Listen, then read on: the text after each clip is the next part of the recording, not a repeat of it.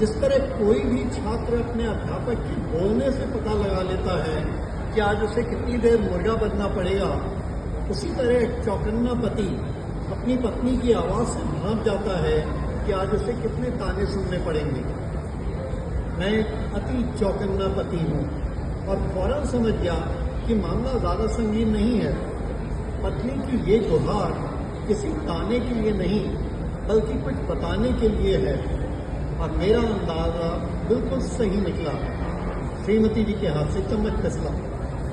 उनकी ओफ के बाद कोई श्लोक सुनाई दे इससे पहले ही हमने बर्तन का टुकड़ा उठाया और बड़े प्यार से फरमाया, क्या बात है प्राणेश्वरी।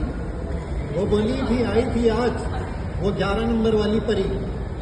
तस्वीर तो मेरी आंखों के सामने तैर गई, पर मैंने अनजान बनकर कहा, कौन परी। उन्होंने आंखें तरेर के कहा, ज्यादा भोले मत बनो और जो कह रही हूं ध्यान से सुनो। किसी जनरल के सामने उपस्थित एक सैनिक की भांति में खड़ा हो गया और आगे की बात सुनकर असमंजस में पड़ गया। बोली, उसका एक जानकार है जो भविष्यवाणी करता है और 10 में से 9 भविष्यवाणियां सही होने का दम भरता है। मेरे अंदर का अभिभावक जागा और मैंने सवाल दागा, वो एक गलत भविष्यवाणी कौन सी थी?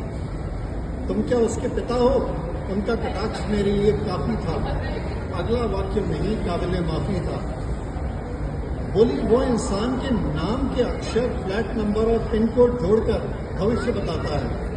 उसके अनुसार अगले 1 वर्ष में स अक्षर से शुरू होने वाले नाम की किसी महिला से तुम्हारा अफेयर होने वाला है।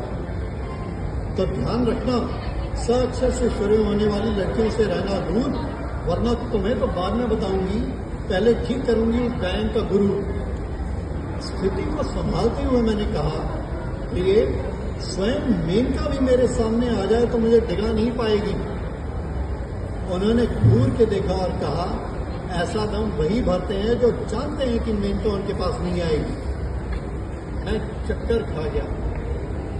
एक हतोत्साहित खिलाड़ी की भांति अपने कमरे में आ गया। सोचने लगा, क्या इस भविष्यवक्ता का गृहस्थ जीवन इतना गया गुजरा है कि औरों के घरों को तिलांजलि देता फिरता है? और उस 11 नंबर